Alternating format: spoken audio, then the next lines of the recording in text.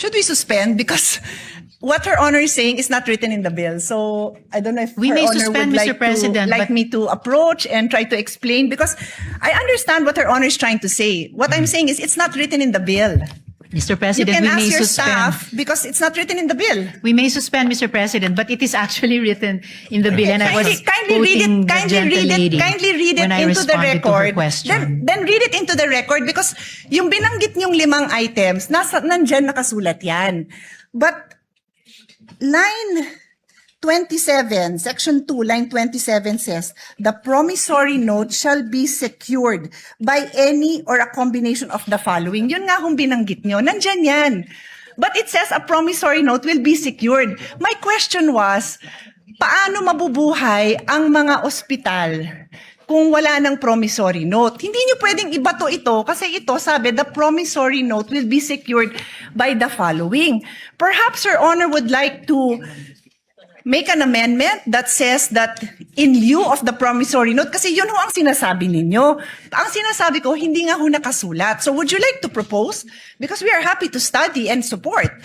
But hindi nga ho nakasulat yun. Yun lang naman ang puntos ko. Hindi pwede kasi yung intention natin hindi klaro sa batas. Okay, so I would like to bring the body up to speed. No, the current law requires that there is a promissory note that is executed by the patient, and the reason for this, dear colleagues, is because a lot of the private hospitals, they do not have endless cash flow. They are also running a business. Karamihan po niyan mga single proprietary owners na mga doktor mismo, and they also have to pay for their staff, for their lab technicians, for they have to cover all the investments they made, the purchases of their equipment, etc. So the reason that the law requires a promissory note, kasi hindi naman din kayang saluhin ng mga private hospitals yung yung hospital bill ng mga pasyente.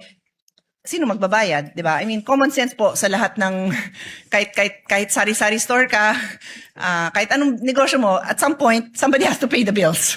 So ang law natin as it stands may promissory note, but the proposed amendment of the sponsor is provided that no promissory note shall be required of indigent patients who have been endorsed by the Medical Social Services Office of the hospital, medical clinic, or any similar facility to the Department of Social Welfare and Development.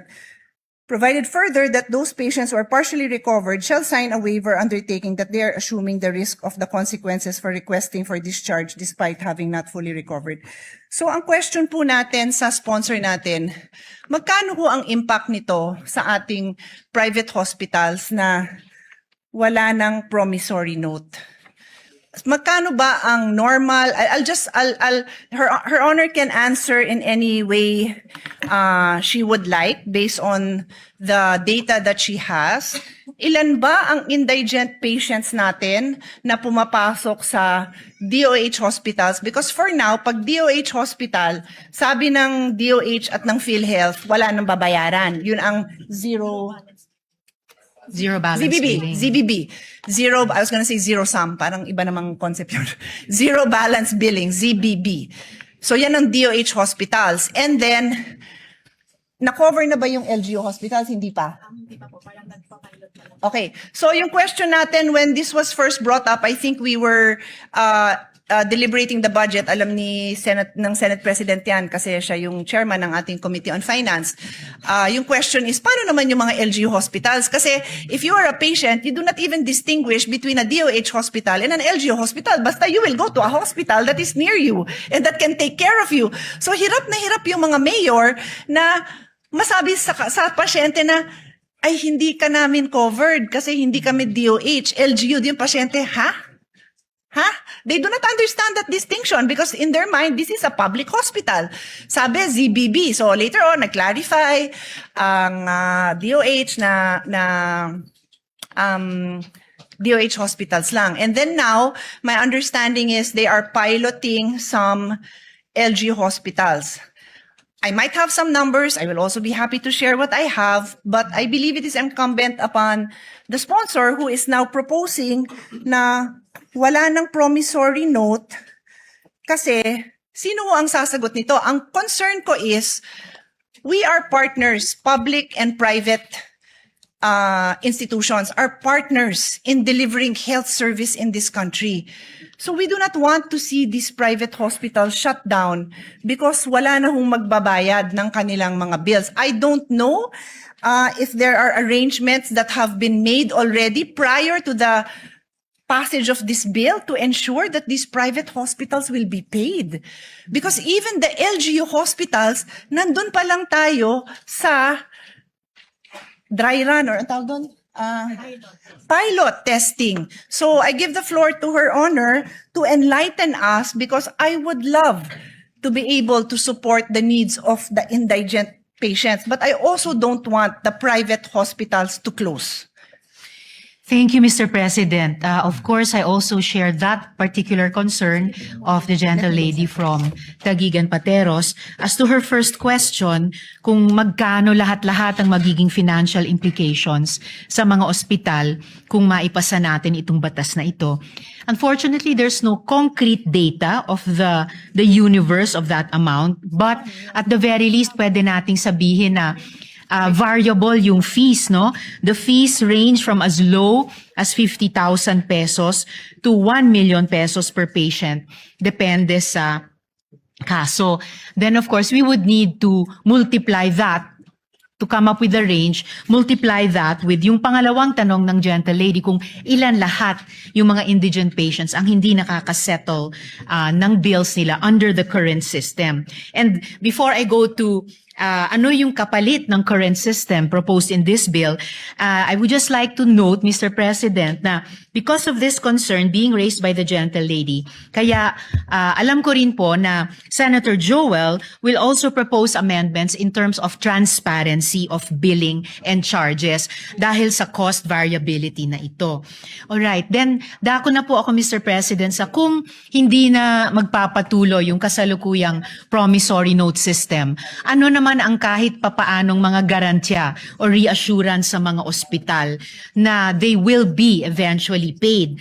The bill proposes at least 5 which may be used either singly or in combination with each other. So the promissory note or yung katumbas ng promissory note shall be secured by any or a combination of the following: a mortgage over real or personal property of the patient, a relative, or a co-maker.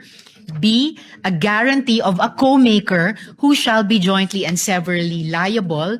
C, a deed of assignment. Dito importante, Mr. President, gentle lady, yung papel ng mga government financial institutions. A deed of assignment of the loan proceeds or benefits entitlement from the Social Security system or the government service insurance system in case the patient is an active member thereof. D, a guarantee letter from the Philippine Charity Sweepstakes Office, and in the case nga po of indigent and financially incapacitated patients, a guarantee letter from the Department of Social Welfare and Development or the Department of Health. So, at least in the interim, Mr. President, between when dapat ma-discharge na yung indigent patient kahit may balanse pa siya sa bill and the time na mako-compensate nga yung ospital, ito po yung nakitang mga kapalit na mala promissory note o garansya para sa kanila, Mr. President. Mr. President, perhaps the sponsor can enlighten me because, with all due respect, yung binasa niyo po is Section 2, which states the promissory note shall be secured by any or a combination of the following. Yun ang binasa nyo. So this is, the promissory note will be secured by these items, yung inisa-isa nyo. What you told me is ito yung mga kapalit ng promissory note. Hindi ho yan ang nakasulat sa bill ninyo, Mr. President.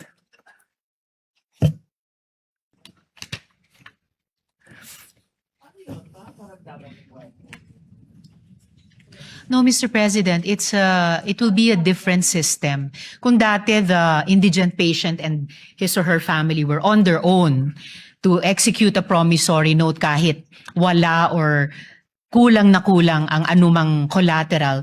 Here, there is a promissory note in their name but backed up not by them all by their lonesome, pero itong mga social protection and government financial institutions natin. And without leaving this topic, if the gentle lady wishes to pursue it, just relating to an earlier question of hers, in terms of proxy data, yung tinatanong po nila na magkanong magiging cost implications, lalo na sa mga private hospitals, kung maipasa yung batas na ito. So babalikan, If- sorry, just so for clarity lang, Yes. binabalikan niyo yung unang question ko kasi yung question natin ngayon is your response to me. Yes. So which one first? Oh, Because sabi hindi ko ba po, tayo- Mr. President, na without leaving this topic, just para hindi So, ko balikan natin malimutan. yung sa numbers. Yes, Okay, I just sure. want to add Okay.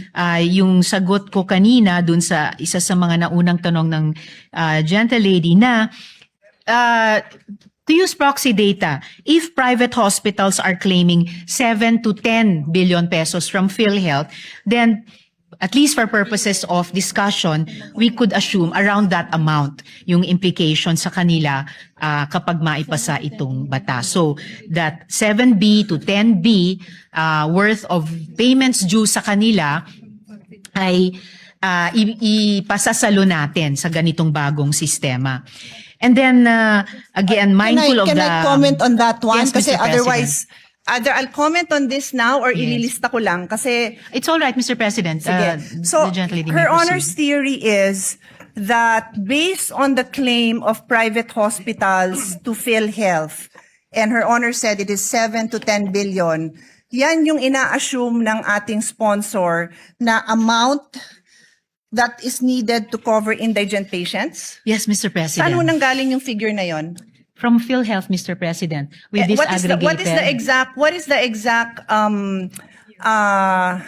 line item for that? Because I've sponsored the budget of PhilHealth and maraming hinihingi ang PhilHealth. So hindi ko kayang tanggapin na yan necessarily ang pang-indigent because the record also shows napakaraming indigent patients who don't bother going to the hospital because alam nilang wala silang pangbayad.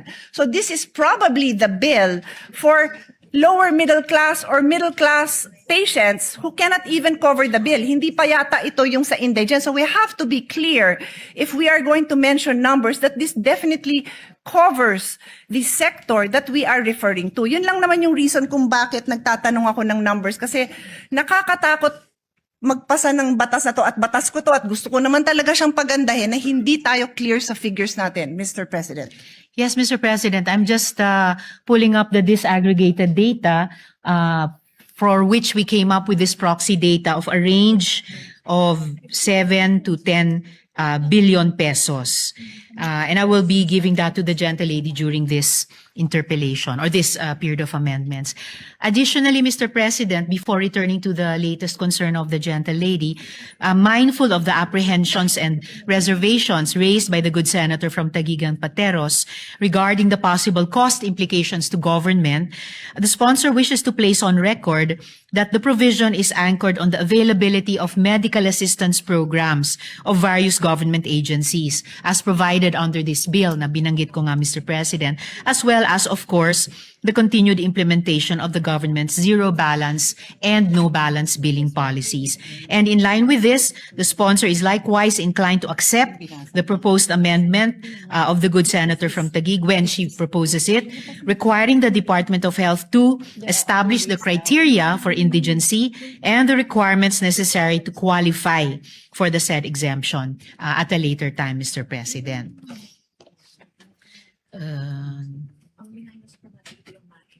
So the latest concern of the gentle lady was, So her honor made a statement that there are other ways the bill intends to support the indigent patient. And her honor mentioned letter A, B, C, D, E. Sabi nyo, 5 po yun. Ang sinasabi ko po sa inyo, kindly educate me because yung sinabi nyo, wala yan sa bill. Ang naka-enumerate dyan na 5 items are it says the promissory note will be secured by any of the following. So may promissory note pa rin. So Her Honor is simply addressing dalawang sitwasyon natin. Sino ang kailangan magbigay ng promissory note at based dun sa dito sa amendment nyo, the indigents will no longer be required to execute a promissory note. Tapos dinagdag nyo, pero ito yung mga pwede nilang gawin. Wala nga ho yun. Yung sinabi nyo, wala sa bill nyo.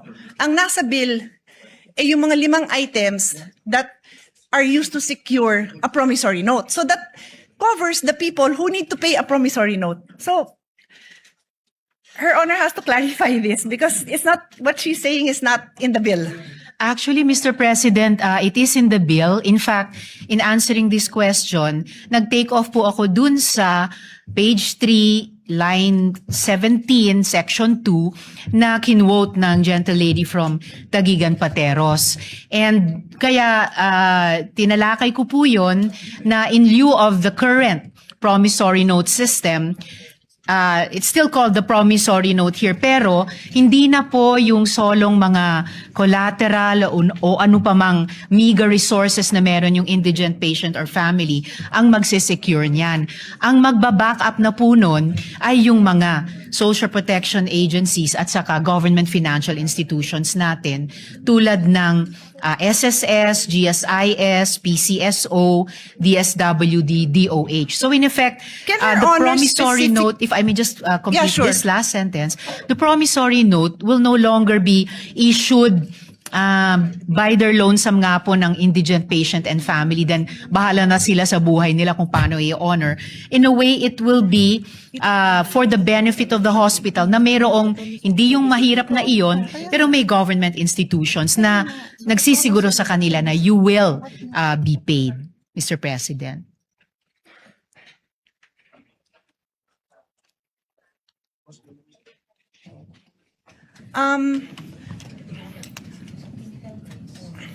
Should we suspend? Because what Her Honor is saying is not written in the bill. So I don't know if We Her may Honor suspend, would Mr. President, like but- me to approach and try to explain, because I understand what Her Honor is trying to say. What I'm saying is it's not written in the bill. Mr. You President, can we ask may your suspend. staff because it's not written in the bill. We may suspend, Mr. President, but it is actually written in the bill, and I was Kindly read quoting it. the gentle lady Kindly read it when I into the responded to her record. question. Then read it into the record because yung binanggit niyong 5 items, nandyan nakasulat yan. But line 27, section 2, line 27 says, the promissory note shall be secured by any or a combination of the following. Yun nga kung binanggit nyo, nandyan yan. But it says a promissory note will be secured. My question was, paano mabubuhay ang mga ospital kung wala ng promissory note? Hindi nyo pwedeng ibato ito kasi ito sabi, the promissory note will be secured by the following. Perhaps Your Honor would like to make an amendment that says that in lieu of the promissory note, kasi yun ho ang sinasabi ninyo. Ang sinasabi ko, hindi nga ho nakasulat. So would you like to propose? Because we are happy to study and support. But hindi nga ho nakasulat yun. Yun lang naman ang puntos ko. Hindi pwede kasi yung intention natin, hindi klaro sa batas. Well, that's why I'm glad, Mr. President, that we are in the period of amendments, because this representation is very open to proposed amendments, including subject to style, to not just improve the content of the bill, pero klaruhin ng crystal clear kung ano po yung intent niya. So no problem with that, Mr. President. Yes, and that is what I'm doing by using the period of amendment to make the interpellations.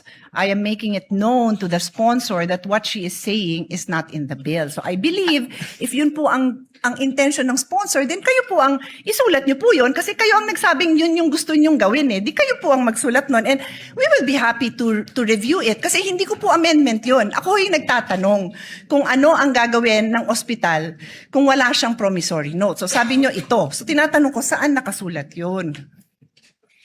No problem, Mr. President. We can improve this in this very period of amendments. Thank you. Tapos balikan ho natin yung expenses, no? I can suspend and Her Honor can look at her numbers because I will also be presenting numbers. Her Honor also mentioned 50K to 1 million per patient.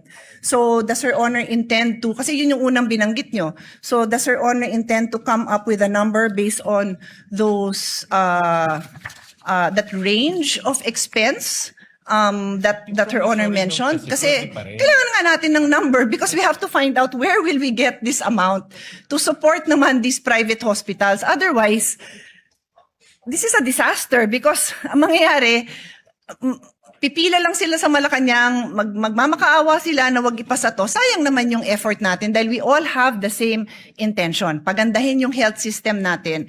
Wag ma-detain ang mga tao, masuportahan ng mga indigents, but we have to know our numbers before we make these kind of amendments. And one more on that section, so maybe we can take a break so we can work on this section. Before we go on to the one more point of the gentle lady, Mr. President, definitely this is not going to turn out to be a disaster. The whole point of the bill, as the gentle lady herself has said, is to amend and update the original law, and that is why we are in the period of amendment to further improve it, Mr. President. The only reason I use the word disaster, Mr. President, because time and again, the small private hospitals have practically kneel down in front of us, begging us for support. So pag pinasa natin to, hindi dahil sa hindi natin kinonsider yung burden sa kanila, then disaster yun para sa kanila. At kung disaster yun para sa kanila, disaster yun sa healthcare system natin because we are partners. Yun lang naman lang sa akin. We are partners, public and private. May mga lugar, and again, the Senate President is listening intently. Thank you because alam nyo din to. There are areas where there are no public hospitals. So, private hospital yung inaasahan mo doon. Tapos, kung yung mga indigent patients, sabi natin, magpapasa tayo, wala nang promissory note. At again, forgive me kung hindi ko lang naiintindihan. Kaya nga sabi ko, please feel free to point it out and educate me kung saan dyan nakalagay. Ano ba yung in lieu of the promissory note na matatanggap ng ospital? Kasi, kung wala, mababaon sila sa utang, magsasara sila. And that threat has happened many times. Alam ni Senate President yan. Ilang beses yan hindi lang nag-threaten. Some of them really closed. During the pandemic, they closed because PhilHealth was not fast enough to reimburse them for the expenses that they incurred during the time. Marami hong nagsara. So I'm just banking on experience to ensure that what we pass is a responsible response to this issue. So before I leave section 2, ang idadagdag ko is, did Her Honor take up during the hearings this possible amendment na lahat ng indigent patients wala ng promissory note? Na-take up po ba yan sa hearing so that you would be able to hear the concerns of the different sectors, including the small private hospitals, the small clinic owners, yung mga lying-in clinic. Maliit lang ang singil niya na pag nanganak ha, I'll try to pull out that number. It's not a huge amount because it's just a lying-in clinic, overnight pag nanganak. So pag indigent, the amendment now is lahat ng indigent patients wala nang babayaran. Wala nang promissory note. Sorry, to be clear, wala nang promissory note. So, was this taken up during the hearing so that marinig natin yung side nila? No, Mr. President, it wasn't taken up to have no promissory notes. The change, Mr. President, was that, as I mentioned earlier, hindi na po mag-isang mag-i-issue ng promissory note ang mahirap, kahit sapilitang magkakabit siya ng kakarampot na nga na pagmamayari niya bilang di umanong collateral. Ang magbaback up na po ng promissory note, which is now more a document for the benefit of the hospital, ay ito nga pong mga social protection at saka government financial institutions na binanggit ko po kanina. So, ang ibig niyo, so two things I want to establish. Number one, hindi nyo nga na-take up yan, pero ang impact nito napakalaki sa private hospitals. Wala silang chance na marinig ang side nila kasi hindi yan na-take up during the hearing. Ang sa akin naman po, I understand, no? May liberty naman po tayo mga parliamentary parliamentarians na matake up sa floor ang mga iba-ibang amendment. Naintindihan ko naman po yun. Pero pag napakabigat nung impact, it's either na take up yan sa hearing or bibigyan natin sila ng time na mabigay din nila yung posisyon nila dito. Kasi sobrang laki talaga ng impact sa kanila. Please give me the number of private hospitals. 864 private hospitals. There are 864 private hospitals spread out all over the country. And like I said, there are certain areas where there are no public hospitals. So ang tatakbuhan lang ng tao, private hospitals. So kung hindi sila narinig sa hearing, sana man lang marinig din natin yung posisyon nila on this issue. And before, as I said, I leave Section 2. Your Honor if keeps the gentlelady would allow, Of before we course. move to another No, I'm not leaving yet. point. I have another point on Section 2. If I may just respond to this latest point. I did not say po na hindi inimbita ang mga private hospitals. We did invite them to the hearing, and as far as we can remember, they had no opposition to changing the promissory note system, and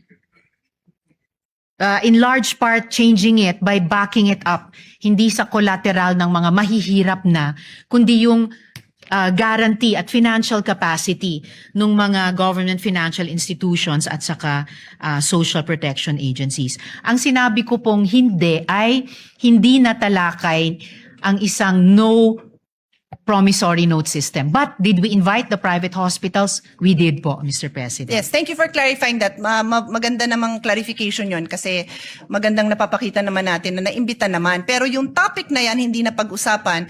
And if Her Honor, again, may clarify, ano ho ba yung version ng bill na natalakay doon?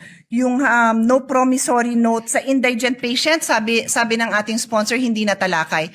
How about yung no promissory note to senior indigent patients? Natalakay yata yon. Tama ho ba ako?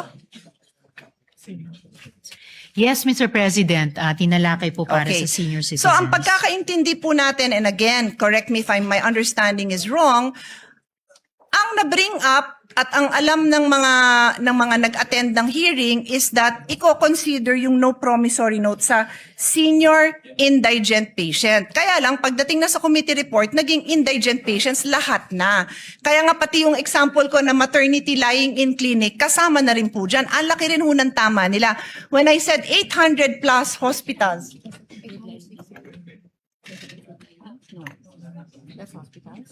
yung sinabi kong 864 na establishments, mga hospital po yun. Hindi pa kasama dyan yung lying in. Baka mas marami pa. So that's why I'm just asking, do we know? And I'm not a stickler for kailangan na take up yan sa hearing. Pero ang sa akin, I am a stickler for narinig ba natin yung concerns nila at yung side nila. If merong mag-advocate for them here, that's okay. If the sponsor has information that can assure us that protected din naman yung interest nila, that hindi naman sila mababankrupt, open naman din po tayo doon. That's the only reason I bring it up, Mr. President. Now, Yes, Mr. President, I do appreciate that.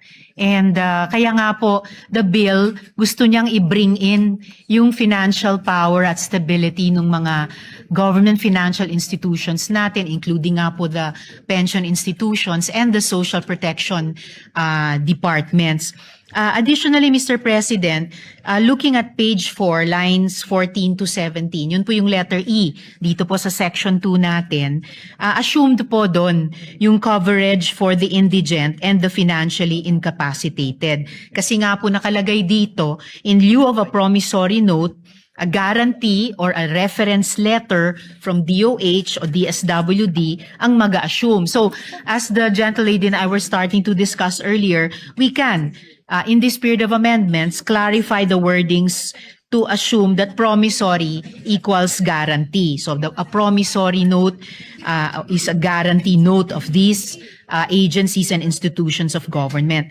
So, sa ngayon, no promissory note for senior citizens, but this representation is anticipating, or it has an amendment from the Senate President na ang mako-cover all indigent patients. And I'm very willing to, I support that.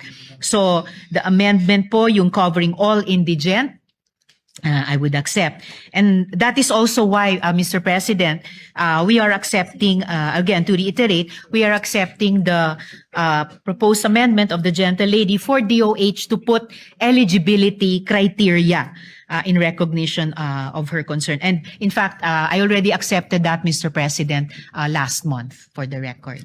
And for the record, I have no issue covering indigent patients. I am just asking for the financial data so that we are assured that when we go into the budget debates, we will have the full support of all our colleagues to support this amount because mababankrupt nga ang mga private hospitals. And again, I am very willing to hear the numbers to ensure that hindi sila mababankrupt kasi yun lang naman yung objective natin, Mr. President, to ensure that we have a healthy health ecosystem na buhay ang ating private health institutions at nandyan yung mga support na kailangan nila. Kasi bago nga itong factor na dinadagdag natin.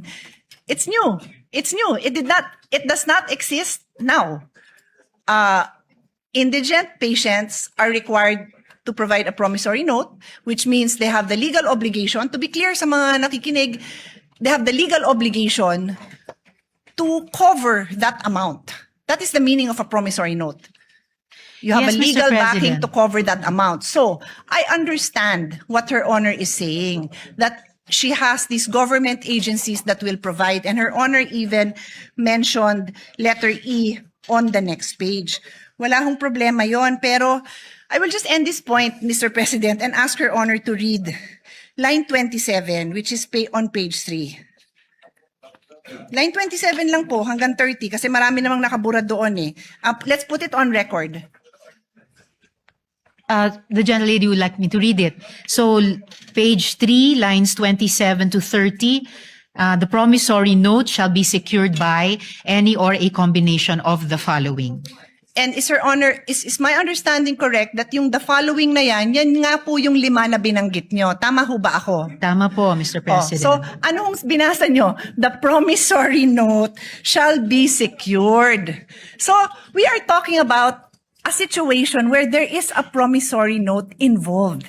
And what I have been trying to say, Your Honor, is for the indigent patient, it is your amendment that says that line 17, would Her Honor like to read? I can read it, she can read it, but that is your amendment, Your Honor. Line Yes, Mr. 17. President, provided that no promissory note shall be required of indigent patients who have been endorsed by the Medical Social Sciences Services Office of the hospital, medical clinic, or any similar facility to the Department of Social Welfare and Development. And just to reiterate, Mr. President, earlier, sinabi ko na rin po na we can clarify wordings to assume promissory equals guarantee. So it could be a guarantee note.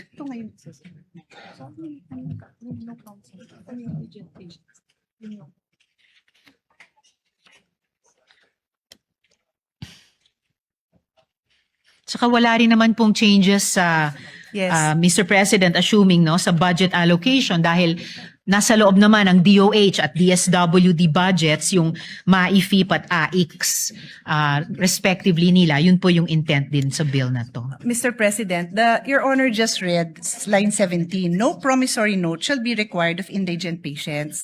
So paano sila mag-a-avail nung nasa line 27 nga na pinasa nyo? Eh yun nga yung provision that requires a promissory note. It simply elaborates what can be, what security is allowed. Yun lang ang pinopoint out natin. Kasi Her Honor keeps on pointing to the alternatives to a promissory note. Wala nga hong nakasulat sa batas nyo na ganon because Section 27, which you just read, Her Honor just read into the record, refers to the security of a promissory note.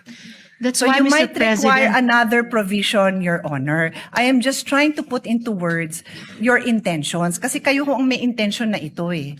although Mr. President, as I already mentioned earlier, yung in terms of yung wording, yung language ng bill, pwede na nga pong palitan yung promissory note with guarantee note just to indicate nga na hindi na po ito yung kasalukuyan, hindi nga dating kasalukuyang sistema na sapilitang pinapapirma yung mahirap na pasyente o pamilya niya ng promissory note.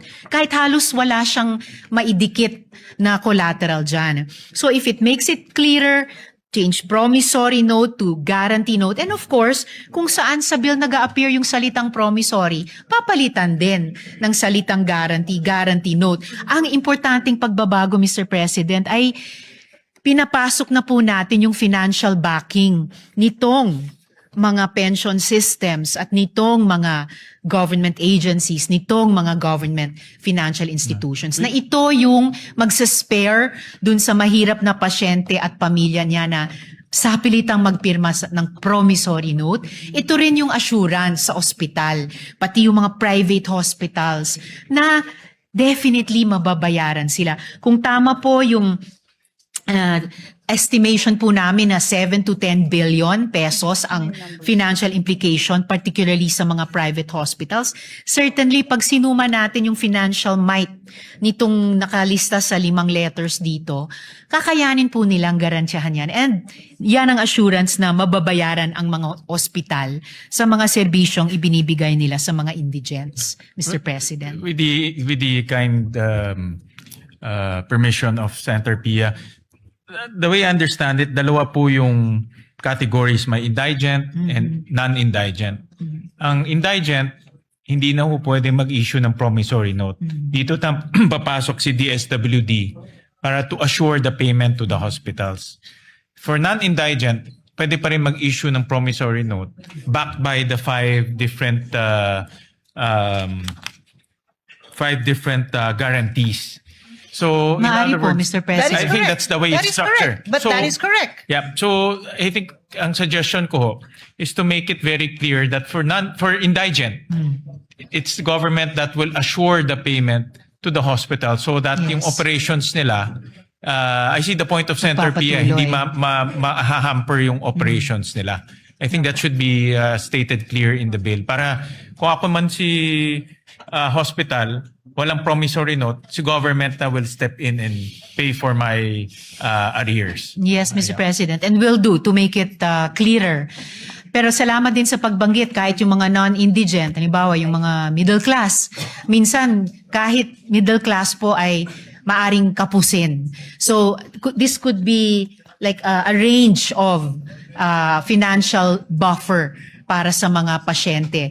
Yung mga indigent talaga, at least masasandigan nila itong mga institusyon, and yung non-indigent, if necessary at kung magkakwalipika sa mga criteria, maaring mag-avail of din kahit partially. Pero syempre, alam naman po natin ang pinakamadalas na de-detain dahil may bill or may balanse pa sa bill ay yung mga mahihirap. So sila po yung aasahan sana natin dito sa 5 nakalista. Yeah, well, I suggest for the indigent good sponsor, malista natin yung DSWD, DOH, PhilHealth, even PCSO, yung mga government institutions who provide assistance so that kung ako yung hospital, alam ko, assured din ako na mababayaran din ako. Yun ang, I think Senator Pia is correct in saying, pag maliit ka, wala ka ng, you rely on your cash flow eh. Pag mawawala yung cash flow na yun, mahirapan sila to continue with their operation. And we'll provide some suggestions to that effect.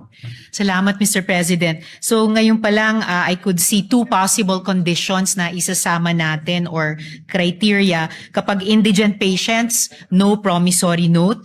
And for other patients, maaring may promissory note pero backed up pa rin by the 5 securities bilang guarantee sa hospital. And I thank the good Senate President for those for that additional guidance. Mr. President, we could suspend for the moment so that we can fix the provision with the staffs, both of the good gentlewoman and the Senate President. Yeah. So with that, Yes. yeah. But what thank you for that. Thank you for the clarification. Mr. Senate President, because that's exactly what I was trying to say. All right. I was just pointing that out, that it is not clear where that money will come from. And what we have not established is what is that amount. Because I am prepared later on when we resume to show that the amount I have is much more than, I think Her Honor said 7 to 10 billion, if I'm not 5 mistaken. to 7 billion pesos. 5 to 7. The Mr. numbers I President. have are much bigger. I just want to study it a little bit more because it's not my goal to prolong this. I also want to Not ang pass 7 this. to 10, Pero sorry. I want to be responsible about this. Otherwise, I will have to make a reservation in the passage of this measure because when the budget time comes, or even before that comes, mark my word, pipila ang ating mga private hospitals to object to the passing of this. And we don't want that. No, we want them to know that it's a Senate that listens to the people and passes responsible bills. Thank you, Mr. President, for your clarification. Session Just correct my last note, Mr. President. 7 nga po, 7 to 10 billion pesos. My numbers are Thank you, much Mr. higher, Mr. President. President.